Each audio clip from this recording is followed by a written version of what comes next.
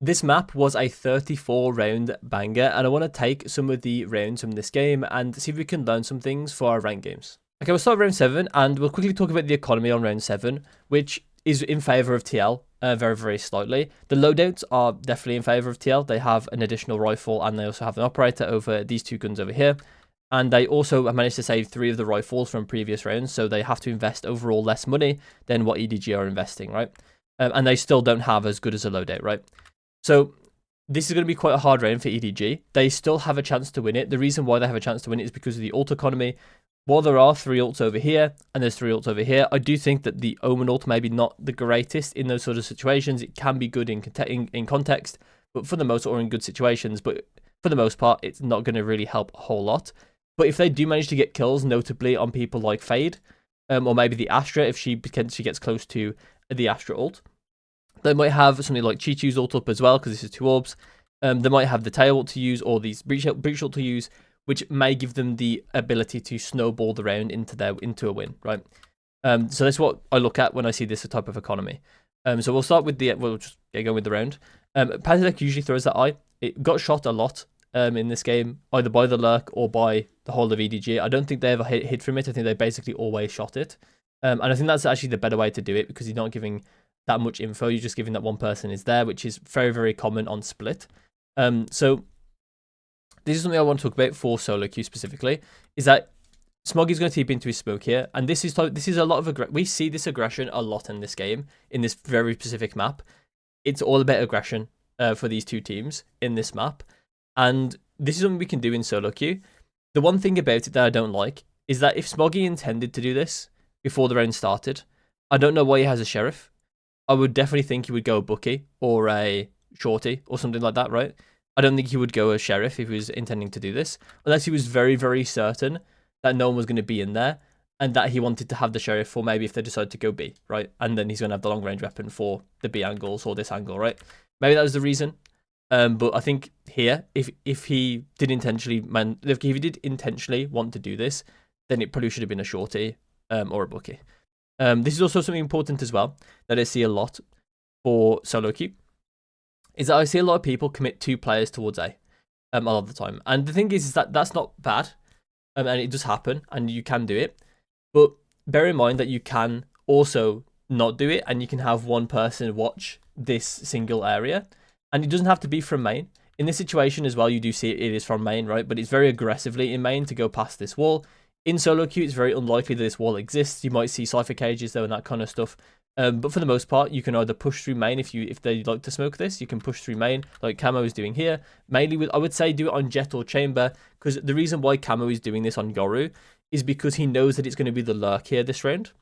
Or at least he's fairly aware that it's probably going to be the lurk here. They clearly have some sort of read with what they're going to do this round, so he feels very confident that it's going to be just the lurk.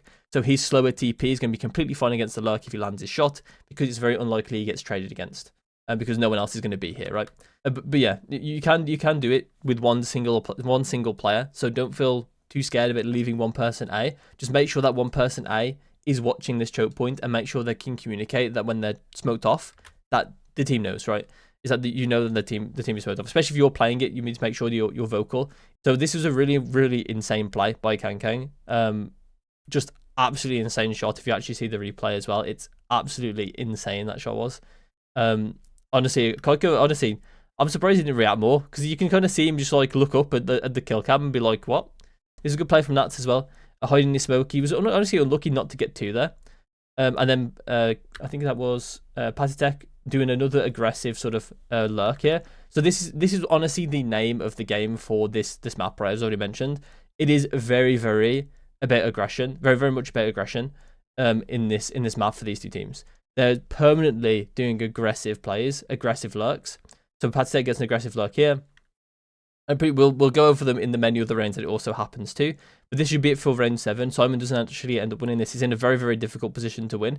It is technically winnable maybe if he does get the kill on Patitek here, but it was such a hard clutch to do. So we'll move on to the next round. Okay, so now we'll talk about round 12, and I want to talk about the economy first. So ult economy is looking great for TL, right? They're a one-off, Nats and Kiko's, and they have the rest of the ults. They also have an outlaw on camo here, which I'm pretty sure is actually intentional.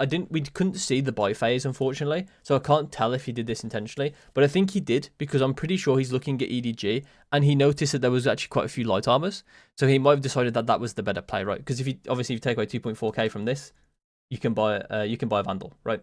So he clearly is intentionally going the outlaw here, I think, or it might be something to do with he might be 100 off or something, and this might be the best alternative to him. Or something like that, considering the light armors. I think that was the play.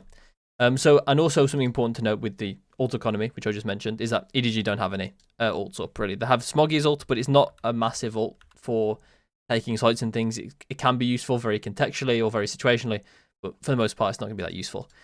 So this round should be hard for EDG. And spoiler alert, they win this round. So I want to talk about how they actually win this round.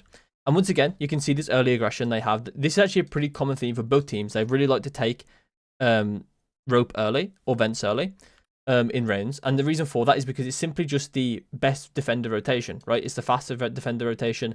And now it means that defenders, to get round to the other side, right? If someone's A, they either have to do a long flank, or maybe not exactly a full long flank. They can go through mid this way, or they have to go all the way around through CT, which is slower and predictable, right? So taking this away early is very, very good for the attacking team. So that's the reason why you see EDG do it here. TL do it as well on attack. It's very, very important to do this. And you can do this in solo queue too. You can do what Smoggy did. You can smoke it, TP into it, that kind of stuff. Or you can do what they did here and send the duelist in to go and like take it, right? Ideally with util, like Teo's util, which you saw, that kind of stuff. That's a really, really good way to play split in some rounds at least. And you can see here, Kiko once again, unfortunately. I think I've got him in both rounds where he just doesn't land his ult, which is kind of unfortunate. But yeah, these are very, very interesting rounds. EDG should be getting the kill on Patatech before just after his ult goes off. So they're all like blinded, or not blinded, they're all deafened. And they've all got the trails on. So unfortunately, he didn't manage to get any prowlers off with it. So they don't really have too much info on where all the players are. And you can actually see on the map now, if I just bring it up now, you can see that Kamek has decided that he's going to go for a little walk to a flanking position. And also you'll see Kang does the same in mid in a second. So he does this here. You can also see Chi running, but they're kind of making the bulk force of going into A. Camo actually ends up getting a kill. And Kang is slowly going up for his lurk. Kamek is going up for his lurk. And you can actually see they end up retreating off this because of Camo's kill. And then he ults. So it's going to be very hard for them to actually get into A. I don't 100% know if they heard Kiko in CT, which they might have done, which may have also spurred them to not go in. Yeah, they did. Omen would have heard this. Yeah, they both heard this, actually. Breach, they would have heard the running here. So they already knew that someone else was also rotating. They would have heard the Viper there as well. I think Breach can just about hear it. So they knew that they were all rotating. And then this was going to be super hard to go into camo with the ult. So they were like, we can back off. Kang has a lot of space on B. So this actually sets up Kamek for his luck to get a kill on Breach. And then Kiju actually manages to get a kill. Kang gets his kill. And it's a very, very difficult situation for TL at this point. Kiju gets another kill, which is insane. And then Kamek manages to get one because Kang doesn't really know where he is. Kamek did a really good job on his luck. You can see actually how efficient he is here by straight running here. He just runs because he knows that no one's going to be there because he has the information that someone was here. So he knew that he could run and catch Kang off guard because he knew that the bomb was there too. So the only way that he was going to, and he knew that Chi-Chu as well from that point was going to be the last person he fought, the second person he fought, because first of all, I'm pretty sure he might have been able to hear Kang come up the stairs. And second of all as well, Chi-Chu literally just killed his teammate. So he knew where Chi-Chu was very, very recently. Like, up to like 3 seconds ago, right? So he means he's going to get that kill first. He actually tried to run away there, I think, rather than fight. And he was just keeping his crosshair there just in case he did have to fight. But Chi-Chu is so incredibly quick. All the aggressive lurks were getting a lot of value. The only problem is, I think, for the aggressive lurks on the side of TL, is that you can actually see the problem is that they didn't really use their ults very much. Obviously, Kiko and Camo had time to use theirs. Patek used his, but he died for it. And then Kamek didn't actually end up using his in any specific way because of the way the map kind of the range sort of transpired, where you don't really want to use the Astra ult straight out the gate on defense. You usually want to use it in retake. It's very strong in those situations. And if you don't really let a retake happen, or if you don't set yourself up to retake and all these lurks are happening, it can be difficult to get any value with this ult. So round 15 is a pretty good round to actually learn from, because this, I think EDG shows how to play a really good bonus round, and there are some lessons we can take from their gameplay to use for ourselves in solo queue. So first I want to talk about what a bonus round actually is. And a bonus round usually happens when you've won the first 2 rounds of the half, and then the third round will be a bonus round.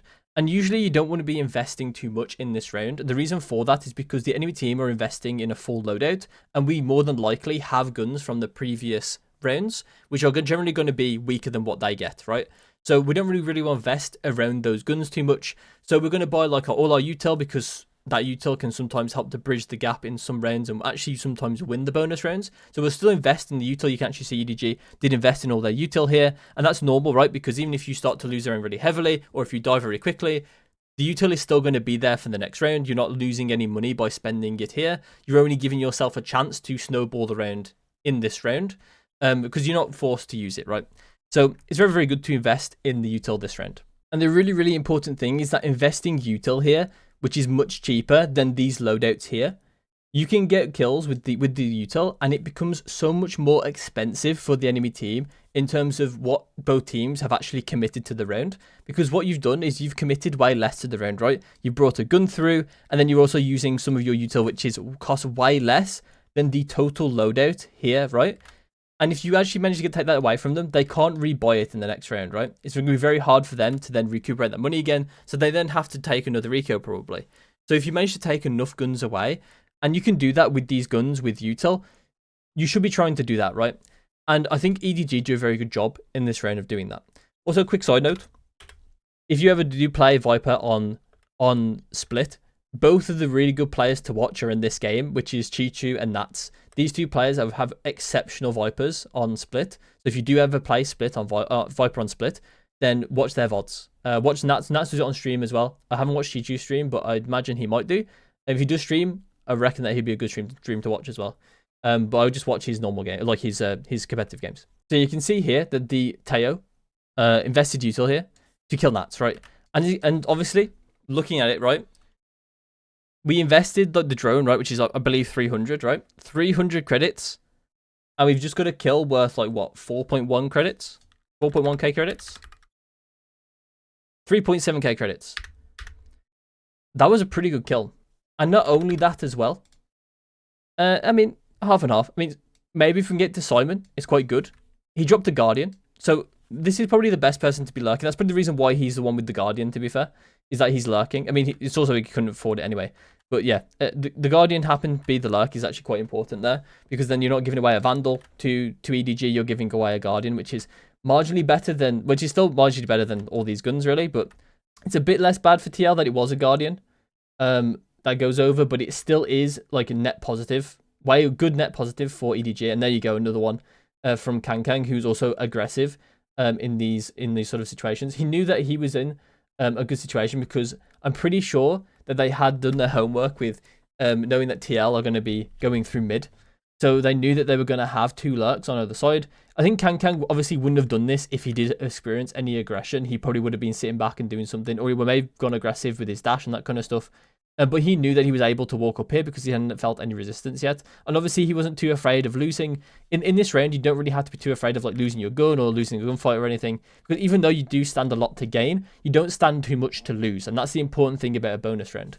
So you can take these aggressive players. You can take like more risks than you normally can, because you have less to lose and they have a lot more to lose. So then if you actually make a interesting, like high risk, high reward type play, it can catch them off guard and you just get rewarded so much for it.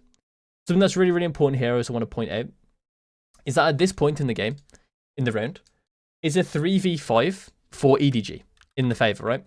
And EDG actually do something interesting here, which usually you shouldn't necessarily do a whole lot in your games. And what they do here is actually give up space. They give up this sort of space over here. The reason for that is because they want to play as a duo on a site, because they also know that they are, sorry, I've had this like lined up the whole time, but yeah, they know that these 2 players, right, that they know they've got like a bulldog, they've got bulldogs, they don't really want to be taking like 1v1s, they don't want to be contesting in space that can be util dumped that too much or whatever, right? They want to play together in some ways. And if they wanted to keep that space, you can actually see by the way they were holding, right? They are kind of playing together.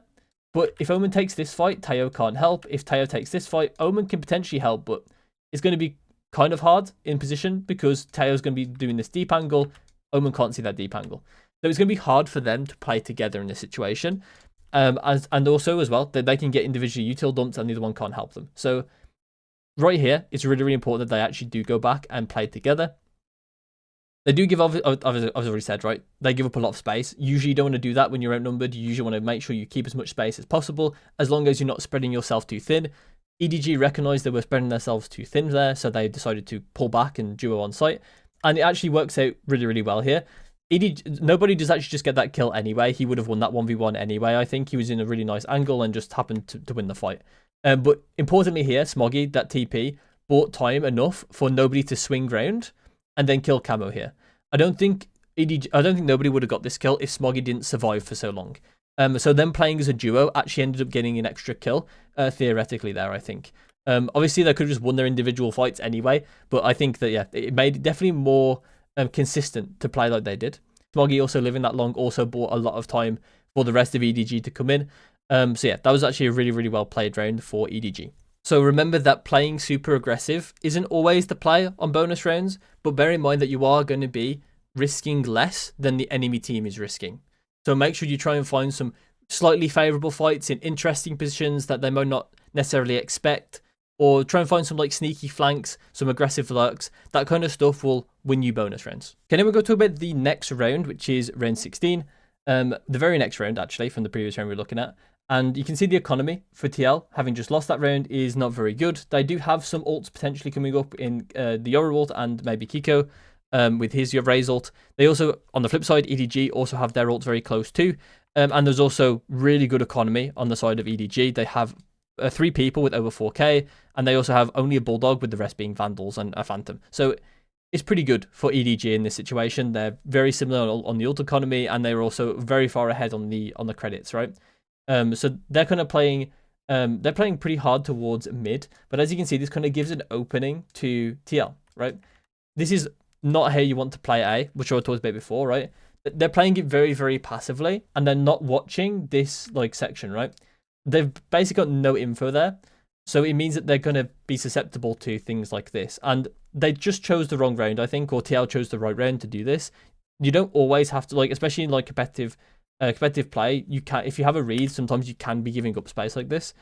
But I guess TL just knew what they were going to be doing, or just had a really good read themselves and just used it to their advantage. So Camo ended up getting a kill. Kamek ends up getting a kill as well. This is also an example of, this is an aggressive lurk that TL originally has done here. So once again, more aggressive lurks on this map.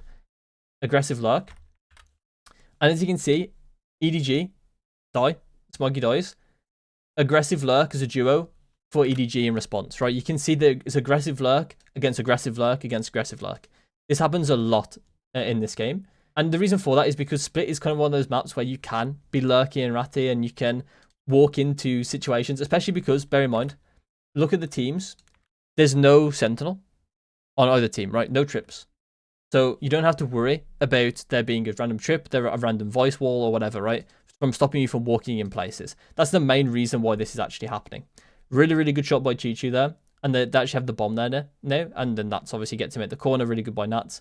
And I want to talk about this plant, because I was actually watching Tarek's co-stream for this game. And I want to talk about this plant because he was talking about the plant and he didn't really know why it was happening, or like maybe he was just playing it up for the chat or whatever. Is potential, because I reckon Tarek would know this stuff, right? The reason why it's planted here, right, is because it's fairly open. So no matter where his teammates come from, he's also, bear in mind, we've got Kiko in vents. No matter where Kiko is going to come from, he can contest the bomb, right? There's space to contest it up here. He can drop down and contest if he wants to. He can contest it from a main, right? Everywhere he goes, he can contest it, which is the main reason why you want this plant. And the important part about this plant that makes it different from the rest of them is that it's safe from heaven, unless they actually wrap to this position, which Camo can see. So he's going to be safe here, and he's also going to get an open plant. So that's the reason why it's planted here. And it's actually a really good plant. It's much better than this one, as long as you have a teammate to watch this position. And obviously this kind of position too, right? As long as you've got like a teammate to help you in some ways, it's going to be always better than default. Basically always. So that's the reason why that this plant is used. Especially important as well, as I already mentioned, because Kiko is very far away. It's less important if you don't have a lurk, especially towards heaven, that kind of stuff. It can be a bit less important to be specifically there. But that is probably one of the best plants you can do on split that are actually safe as well. I also want to talk about as well the Teo Breach duo in retakes is actually very, very strong. I don't like a Breach that much as an agent. I don't think he's very strong. I think he's one of the weaker agents in the game. But he is notably strong with Teo, in that Teo has a lot of lethal utility in his ult and in his rockets or missiles. And Breach can set him up for that lethality to be stronger, right? He can keep people in those positions that Teo can then get kills with. So it is a pretty good combo. So yeah, and that's obviously is insane. Kills 3 that round. Really, really good round by TL. So this game actually ends up going quite far down the line to like round 34, where Kamik's actually left in a 1v3. And honestly, this round is like also once again, I think pretty sure it's a round of like aggressive lurks again, where you get like this really big aggression from TL going into rope or vents from A short or like A ramp. So it's a really, really horrible round to be in vents as Chichu, I think, because you're just getting flanked from everywhere. And as you can see, Kang does once again another aggressive lurk. He sneaks behind the people in vents. Really, really good movement down the ropes as well. Gets the kill on Camo here. And then I'm pretty sure there's another lurk happening with Kiko, but Simon actually sniffs it out. I think he just randomly turns around. So yeah, Kamek ends up losing this 1v3. Unfortunately for TL, EDG managed to play the next game on Pearl quite well as well, and end up losing 2-0. But yeah, the games today have been very good. I think Sentinels and DRX just finished as I was recording this, because I did have a quick sneak peek, and they ended up losing as well. Sentinels end up losing to DRX 2-0. I might talk about that game in the future, but I might keep more up to date with the future games, because I probably won't talk about esports stuff until next Thursday. So there'll probably be more games for me to talk about then. So subscribe if you want to see that. So I hope you enjoyed, and I'll see you in my next one.